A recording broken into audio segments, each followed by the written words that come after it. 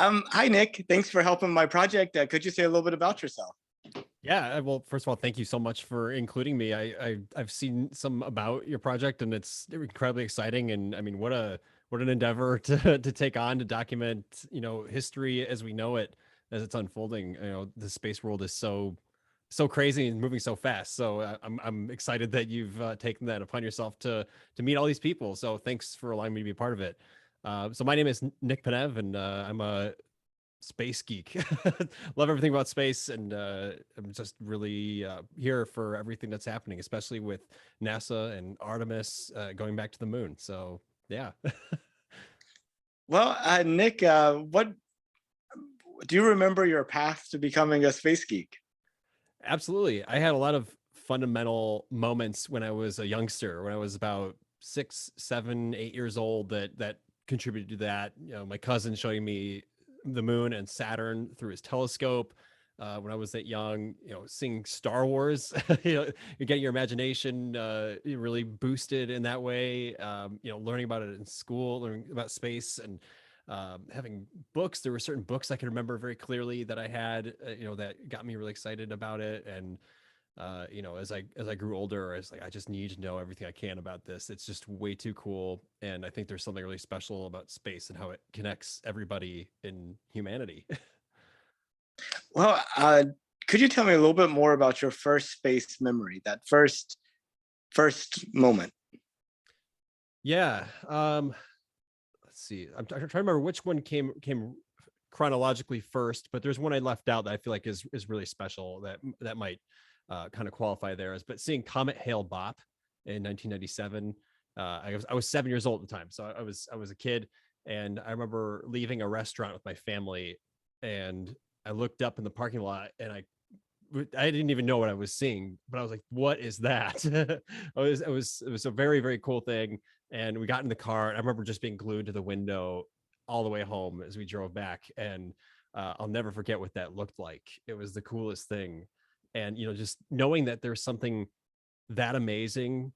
It was so far away, it's so close to me, and I was witnessing it just from my neighborhood, and I thought that there was something special about space and its ability to do that. I don't have to go somewhere far or have money or opportunity. It just was there, it was present, ready to be learned about. And I think that sort of experience changed how I looked at the night sky, and certainly how I do now as somebody who has a telescope now myself and does astrophotography, and I understand things a little bit better because of an experience like that as a kid.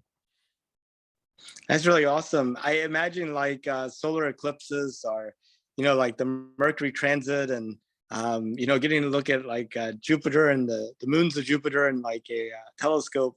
All those might be really good starting points for people too. Oh yeah, for sure. Yeah, there's a whole host of astronomical events that might be the spark for somebody. And Hale Bopp just happened to be mine. I'm ashamed or bummed that it's not coming back around anytime soon, because I would love to see it again. But I think I will be 6 feet under by the time that happens, Oh no. or at least really old. I think it's like Hey, 2070 or something. and when you say 6 feet under, you mean you'll be like a future lunar or Martian colonist. Oh yeah, there you go. Yeah, Yeah. yeah, good. I like that. That's a lot better. So when did you find out that NASA was planning to send astronauts back to the moon? Yeah, there's gosh, a while ago actually. I kind of been following what NASA's been doing for a very long time, but probably most closely when I was about 17 or 18. And so, when they had originally announced the Constellation program, I believe under the Bush administration, and Orion becoming a concept. I think that's when I first heard about it. And that the program, of course, got shaped later on, and some stuff got scrapped, and then it became SLS. And so I think early days, way before it was Artemis, I kind of was aware that they were going to be doing it, just didn't know when. And I remember watching the test flight. Was it EFT1, the test flight of the Orion capsule in 2014. I was working my job, and I was at my office desk, and I had my iPad streaming it right there next to me, even though I should have been working. But I was too excited to know that NASA might be using this thing to go to the moon. So 2014, a little bit before that is when I kind of figured it out. So I've been very anxious to see, all these delays finally end. And here we are. I believe it's tomorrow, right? It's the Artemis 1 is happening tomorrow, and or Like 4 hours, five yeah, hours from now. or is it tonight? Is it actually tonight? It's I haven't tonight. even. Yeah. Gosh, I'm like I've been in and out of the tweets today, and I've kind of been falling behind on what the actual launch time was. So yeah, we're upon the beginning of it, which is fantastic.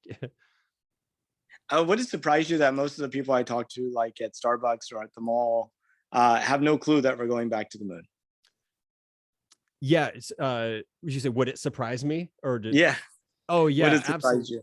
Absolutely. Considering most people, when I talk to people about space, uh, most people still think the shuttle is still flying. And that's probably the most common thing that I hear. So I assume that if people think the shuttle is still flying, they have no idea that. I think they probably think the shuttle can go to the moon. So they probably think, oh, we're not going to the moon right now. Why not? So yeah, I think if they don't have an idea that Artemis is even in existence, or that SLS or Orion or is something, then yeah, I think it probably makes sense that they don't have any idea this is going to be happening. But which I really do wish is changed. Yeah, I wish that there's a little bit more awareness and understanding for what kind of exploration not just NASA but the human race is doing. We're about to rewrite history, and I hope people become more aware about that. Um, what do you think about us going back to the moon? I mean, like, if you had to tell somebody why we're doing it, what are the first reasons you would bring up? Yeah, I think optimism is probably the number one reason I think we would be doing it, is that the human race, although I know it's easy to fall into the pessimism of current events, whatever that means, I think the human race in general is a race of optimistic explorers. And we've known for half a century or more that the moon is the next place to be. And we would be denying our basic fundamental core value of being an optimistic explorer if we didn't go to the moon. So I think, we have to go there. And I think that's it's just it's part of our duty. Not sure if that answers it correctly. If you want me to revisit a little bit more, but I'd be happy to. What can you rephrase or repeat the question for me one more time? Sorry. Make sure I Yeah. got. Yeah. Imagine you're talking to somebody on the street and you tell them, hey, we're going to the moon. And they're like, why are we doing that?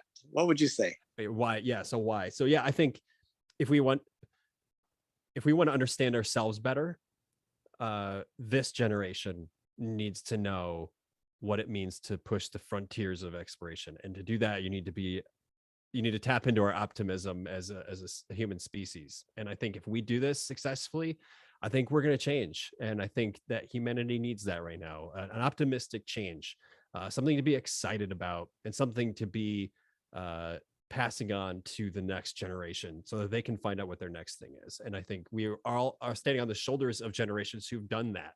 The New World exploration, Antarctica.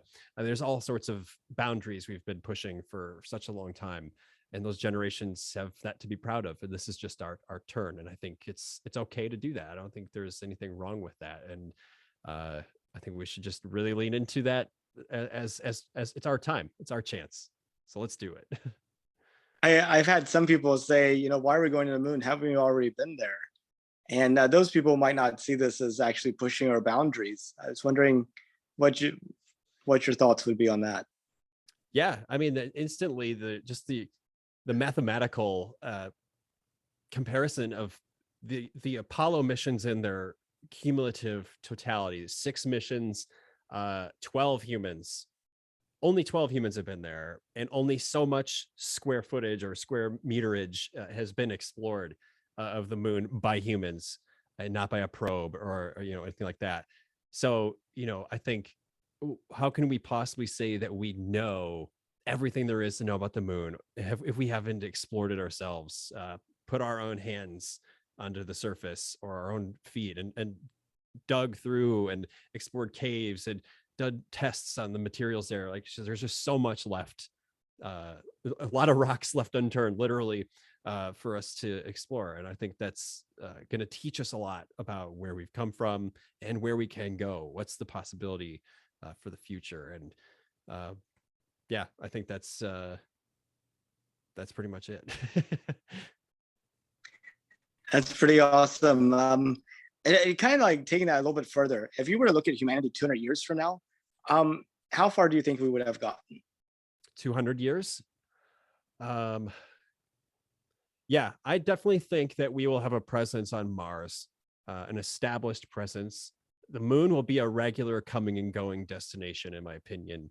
I believe moon tourism will be a thing in 200 years. That seems even beyond just my simple optimistic appraisal of it.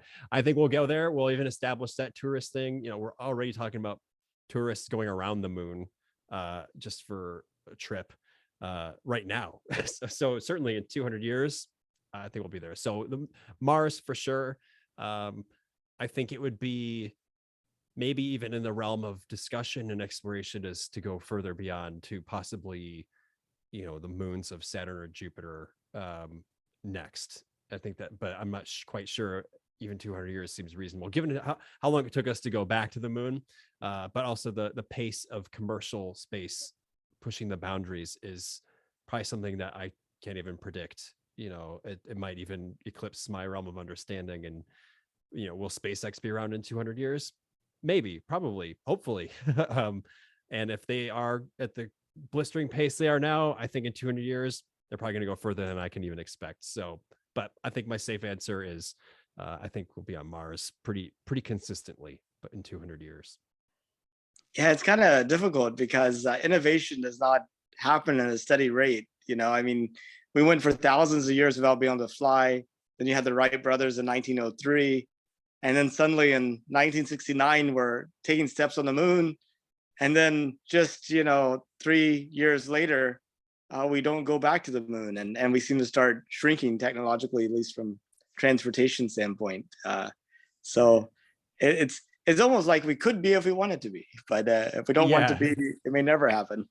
exactly. Yeah, it might you know, diminish, but I would hope that for every valley there is an uprise and there's a push to go further and higher, you know, to take us further and faster than we could imagine. But yeah, we'll see. We'll see. I'd like to take that 200-year question and turn it around. So instead of you living in, you know, 2022, imagine you live in 2222, you know, 200 years in the future. What do you think you would remember about this decade 200 years in the future? What would we remember about 2022 in the future? Yeah, about the 2020s. You know, Yeah, the you could even think about stuff that hasn't happened yet. I mean, we're just at the beginning of the 2020s, so yeah, for sure. I would hope that by then we would be looking back at this era, the 2020s, 200 years in the future, as an era where humanity learned its lesson on how to cooperate. And there's so many deep veins there to dig into, but just in general, that this would be the decade of learning, that we maybe after this decade we would come out of this on the other side, that we'd be able to work together a little bit better than we ever have. The international community would see not detriment but opportunity, to lean into each other, to support each other, and to really become a new type of human. I hope these are the growing pain years, if that makes sense. Like that, this is the most painful part, but on the other side, it's going to be the best version of humanity we've ever seen. And we've seen it before with some unfortunate periods of time, but on the other side, there's always something good. And I'm really hoping that this is just that decade of trial, but it's for the right reasons, and we can figure it out, and that people learn to cooperate and help each other a little bit better. So I hope in 200 years that's what we feel, and that maybe if it's even we see that even sooner in the 2020s than later in the 2020s. So yeah, that's my best guess. And so would you take a trip to space if you could? Absolutely. Yeah. Yeah. Yes, 100%. I've I feel like I've known that about myself for a very long time, that it would be uh, the top dream. People like might ask me, "Hey, if you go anywhere in the world, where would you go?" Like, well, I would go off the world. I'm okay with planet Earth, but uh, if I could go anywhere, I would get off the surface and into some form of orbit. I would do it right now. If you gave me a fueled rocket that you could tell me was, you know, safe in most probabilities, I'm there. Sign me up.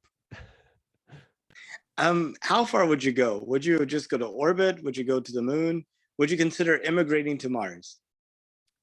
Yeah, great question. I would definitely go to the moon. The moon is one of those things where, based on our current understanding of what it takes to travel in space, feels realistic to be far away, but still be able to see home. There's something about comfort and wonder of like being able to observe your home. And I think I would like to experience that the most. Um, Going to Mars would be amazing. I do have a desire to do it. However, the thought of being that far with such high risk from my family, my wife, my daughter, does change that decision a little bit. If I were just flying solo, I would maybe reconsider it, but I think the moon is a good halfway point, even though it's not by any means distance, in that proportion. But the moon feels like the best of both worlds. I get to be near and close to the people that I love, but also get to explore just a little bit and be just as far out in the depths of deep space. Um, do you think your wife and daughter would be interested in immigrating to Mars with you? Yeah, my daughter would. Absolutely. She's only 3, but she has talked about being an astronaut all the time. And I'm like, hey, kid, you're gonna go with me. This is gonna be great. So yeah, my daughter would. My wife, has motion sickness in vehicles, so I think she would probably not feel so good about going on a rocket. So if you can get teleportation, I think she'd be down. I think she'd go with me. She supports my space craziness. So yeah, as we can nail down a anti motion sickness pill or something, then yes, she'll go with. That would be awesome. I think that would be high demand. The other thing that kind of people have brought up as objections to going into space was claustrophobia, which that's something else that needs to be addressed. For sure. Yeah, and like depression and seclusion. Yeah, absolutely. It's a real thing. Well, Nick, those were the questions I had. I know we covered a range of topics, but was there something that you wanted to talk about or add that we didn't get to?